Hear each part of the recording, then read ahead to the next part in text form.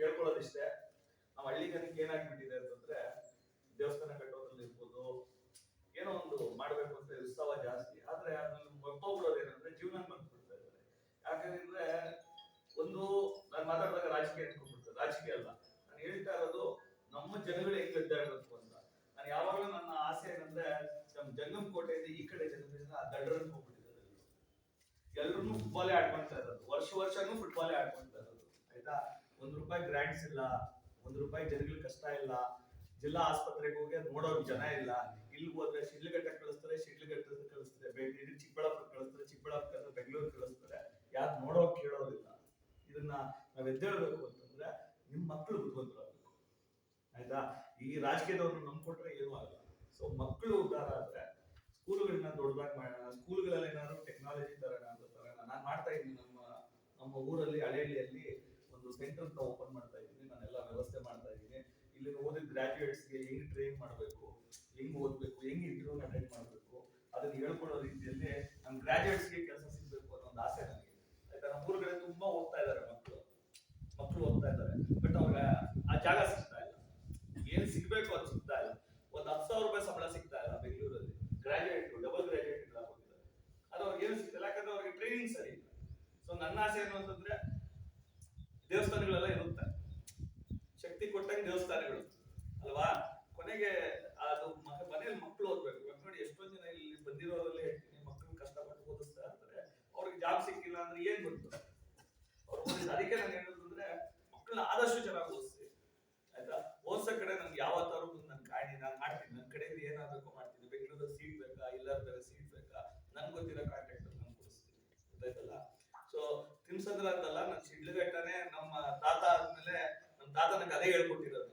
ನಾನು ಕಮ್ಮಿ ಅವ್ರ ಜೊತೆ ಒಡನಾಟ ಇದ್ರೆ ನಾನು ಹೋದಾಗೆಲ್ಲ ನಂಗೆ ಇದೇ ಹೇಳ್ಕೊಡ್ತಾ ಇದ್ದೆ. ಯಾರು ನಮ್ಮ ತಾತ ಗೊತ್ತಾಯ್ತಲ್ಲ, ನಮ್ಮ ಹುಷಾಮಪ್ಪ ಅವ್ರು ನನ್ಗೆ ಯಾವತ್ತಿದೆ ಹೇಳ್ಕೊಟ್ಟಿದ್ದು. ಅಪ್ಪ ಹಿಂಗ್ ಮಾಡಿದ್ರೇನೆ ಆಗೋದು, ಹಂಗ್ ಮಾಡೋದು. ಅವ್ರ ಕಾಲಕ್ಕೆ ಆಗೋಯ್ತಲ್ಲ.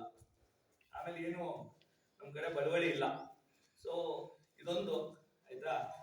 ನಾನು ಎಲೆಕ್ಷನ್ ಮುಂಚೆನೂ ಹೇಳಿದ್ದೆ, ಸಾಗುವಳಿ ಚೀಟಿಗಳು ಮತ್ತೆ ಹಕ್ಕುಪತ್ರಗಳು ಹಾಗೂ ಈ ರೈತರ ಜಮೀನುಗಳನ್ನ ಜಪ್ತಿ ಮಾಡ್ತಾ ಇದ್ದಾರೆ ಅರಣ್ಯ ಇಲಾಖೆಯವರು. ಅದ್ರ ಪ್ರಕಾರ ನಾನೇನೋ ಒಂದು ಕೆಲಸ ಮಾಡ್ತಾ ಇದ್ದೀನಿ. ಅತಿ ಶೀಘ್ರದಲ್ಲಿ ನಿಮ್ಗೆಲ್ಲ ಕಾಣ್ತೀನಿ ನಾನು ಆ ವಿಷಯದಲ್ಲಿ. ಆಯ್ತಾ, ದೊಡ್ಡ ಮಟ್ಟದಲ್ಲಿ ಏನೋ ಒಂದು ವ್ಯವಸ್ಥೆ ಮಾಡ್ತಾ ಇದ್ದೀನಿ. ನಿಮ್ ಜಮೀನುಗಳು ನಿಮ್ಗೆ ಸಿಗ್ಬೇಕೋ ತರ ನಾನು ಮಾಡ್ತೀನಿ. ಆಯ್ತಾ, ಅದಕ್ಕೂ ಒಂದು ಕೆಲಸ ಆಗ್ತಾ ಇದೆ. ದಯವಿಟ್ಟು ನಿಮ್ಮ ಹುಡುಗರನ್ನ ಕೈ ಹಿಡೀರಿ, ಇಷ್ಟೇ ಕೇಳ್ಕೊಳ್ಳೋದು. ಯಾರೋನೋ ಹಿಡಿತೀರಾ, ನಿಮ್ ಸ್ವಂತ ಊರ್ ಕಡೆ ಹುಡುಗರನ್ನ ಹಿಡಿಯಲ್ಲ. ನಾವು ಒಂದು ಹಾರ್ವರ್ಡ್ ಯೂನಿವರ್ಸಿಟಿ ಗ್ರಾಜುಯೇಟ್, ಇವತ್ತು ಬೆಂಗಳೂರಲ್ಲಿ ನನಗೆ ₹3-4 ಕೋಟಿ ಕೊಟ್ಟು ಸಂಬಳ ಕೊಟ್ಟು ನಾನು ಇಟ್ಕೊಳ್ತಾರೆ. ಯಾರು ಕರ್ಕೊಂಡು ಇಟ್ಕೊಳ್ತಾರೆ, ಯಾಕಂದ್ರೆ ನಾನು ಹಾರ್ವರ್ಡ್ ನಮ್ಮ ಊರವ್ರ ಕಂಡು ಹಿಡ್ಕೊಳ್ತಾ ಇಲ್ಲ. ಗೊತ್ತಾಯ್ತಲ್ಲ. ನಾನು ಹೇಳೋದೇನು ಗೊತ್ತಾ, ನಿಮ್ಗೋಸ್ಕರ ನಾನು ಬಂದಿದ್ದು. ನನಗೇನು ಇಲ್ಲಿ ಬಂದು ನನ್ಗೇನ್ ಮಾಡೋ ಸಾಧನೆ ಏನಿಲ್ಲ, ನನ್ನ ಜೀವನದಲ್ಲಿ ನಾನು ಚೆನ್ನಾಗಿದ್ದೀನಿ. ಬಟ್ ನನ್ನೇನು ಅಂದ್ರೆ, ನನ್ನ ಆಸೆ ಏನು ಅಂದ್ರೆ, ನನ್ನ ಜನಗಳನ್ನ ನೋಡಿದಾಗ ನಂಗೆ ಸ್ವಲ್ಪ ಬೇಜಾರಾಗುತ್ತೆ. ನಮ್ಮ ತಂದೆನೂ ಇದೆ ಮಾಡೋದು, ನಮ್ಮ ತಂದೆ ತುಂಬಾ ಕೆಲಸಗಳು ಮಾಡೋದು, ಬಟ್ ಜನಗಳನ್ನ ನೋಡಿದಾಗ ಸ್ವಲ್ಪ ಬೇಜಾರು. ಯಾಕಂದ್ರೆ ಈ ಕಡೆ ನೋಡಿರಿ, ಬೇಕಾದ್ರೆ ನೀವು ದಿಬ್ಬುರಳ್ಳಿಯಿಂದ ಡೌನ್ ನೋಡಿದ್ರೆ ಜನಗಳೆಲ್ಲ ವೀಕ್ ಆಗಿ ಹೋಗ್ಬಿಟ್ಟಿದ್ದಾರೆ. ಕೇಳೋರಿಲ್ಲ, ಯಾರು ಕೇಳೋರಿಲ್ಲ. ಎಲೆಕ್ಷನ್ ಟೈಮಲ್ಲಿ ಕೇಳ್ತಾ ಇದಾರೆ, ಬರ್ತಾ ಇದಾರೆ. ನಮ್ ಕಡೆ ಹೆಂಗ್ ಗೊತ್ತಾ ಮಾತಾಡೋದು, ಬೆಂಗಳೂರಲ್ಲಿ ಹೆಂಗ್ ಮಾತಾಡ್ತಾರೆ ಗೊತ್ತಾ, ಈ ಶಿಡ್ಲಘಟ್ಟ ತಹಸೀಲ್ದಾರ್ ಹೇಳಿದ್ ಮಾತಿದ್ದು. ನಾನು ಹೇಳಿದೆ, ಸರ್ ಈಗ ಹಳೆಹಳ್ಳಿ ಗ್ರಾಮ ತಿನ್ಸಂದ್ರ ಅದೆಲ್ರಿ ಬರುತ್ತೆ ಅಂತ. ಅಂದ್ರೆ ತಹಸೀಲ್ದಾರ್ಗೆ ಊರ್ ಬಗ್ಗೆ ಗೊತ್ತಿಲ್ಲ. ಆ ಪರಿಸ್ಥಿತಿ ನಮ್ದು. ಇವಾಗ ಏನ್ ಮಾಡೋಣ? ಸೊ ಅದನ್ನ ಹೇಳ್ತಾ ಇದ್ದಾರೆ, ಸ್ವಲ್ಪ ಎಚ್ಚೆತ್ತುಕೊಳ್ಳಿ.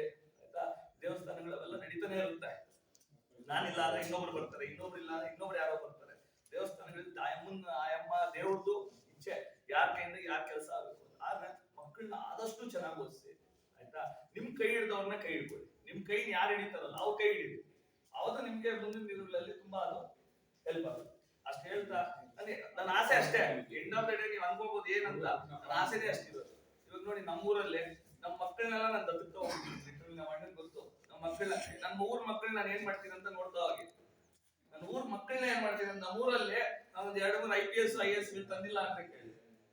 ಆಯ್ತಾ, ಇದು ಬೇಕು ನಮ್ ಕಡೆಗೆ. ನಮ್ ಕಡೆಗೆ ಮಾತಾಡೋರು ಬೇಕಪ್ಪ, ಕರೆಕ್ಟ್. ಯಾರು ಒಬ್ರು ಮಾತಾಡೋರು ಬೇಕು. ನಮ್ಮ ಲೀಡರ್ಗಳು ಪಾಪ ಎಷ್ಟು ಕಷ್ಟ ಪಡ್ತಾ ಇದಾರೆ. ಆಯ್ತಾ, ನಮ್ ಲೀಡರ್ಗೆ ಅಪಾಯಿಂಟ್ಮೆಂಟ್ ಕೊಡೋದಕ್ಕೆ 3-3 ವಾರ 4-4 ವಾರ ಮನೆಗಳ ಕಲಿಸ್ತಾ ಇದಾರೆ. ಏನಣ್ಣ ಒಪ್ಕೊಂತಿರಲ್ವಾ? ಎಷ್ಟು ಜನ ಕಲಿಸ್ತಾ ಇದಾರೆ. ಏನು ಕಲಿಸ್ಬೇಕು ಹೇಳಿ? ನಾವ್ ಏನ್ ತಪ್ಪು ಮಾಡಿದೀವಿ? ಈ ಕಡೆ ಕ್ಷೇತ್ರದಲ್ಲಿ ಏನು ಕೇಳಿದ್ರೆ ಓಟ್ಗಳಾಗ್ತಾ ಇದೀವಿ, ಲೆಫ್ಟ್ ಅಂಡ್ ರೈಟ್ ಓಟ್ ಆಗ್ತಾ ಇದೀವಿ. ಯಾವ್ದೋ ಒಂದು ಚಿಕ್ಕ ವಿಷಯಗಳಿಗೆಲ್ಲ ಜನಗಳನ್ನ ನಿಲ್ಲಿಸ್ತಾ ಇದ್ದಾರೆ. ನಮ್ಗೆ ಅದು ಬೇಜಾರು.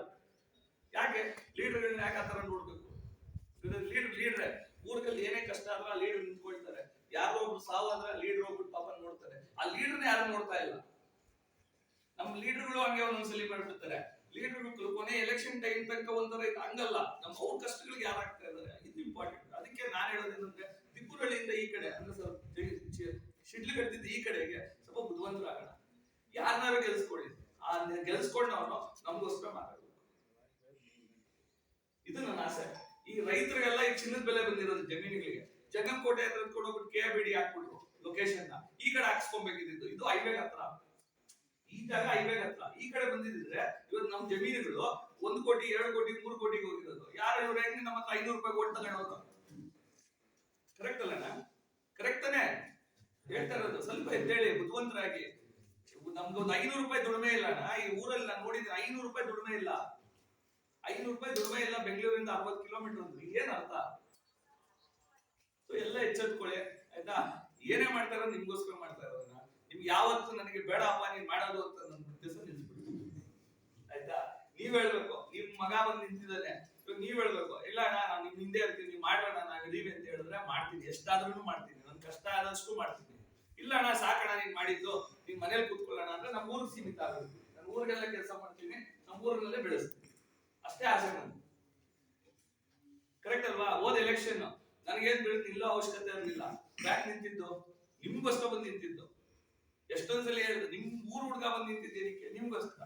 ಫಸ್ಟ್ ನಮ್ಮ ಮನೆ ಕಾಪಾಡ್ಕೊಬೇಕು ನಾವು, ಆಮೇಲೆ ಬೇರೆಯವ್ರನ್ನ ಕಾಪಾಡೋದು. ಕರೆಕ್ಟ್ ಅಲ್ಲ ನಮ್ಮ? ಅಷ್ಟೇ. ಒಳ್ಳೆದಾಗ್ಲಿ. ದೇವಸ್ಥಾನ ಬೇಗ ನಿಮ್ಗೆ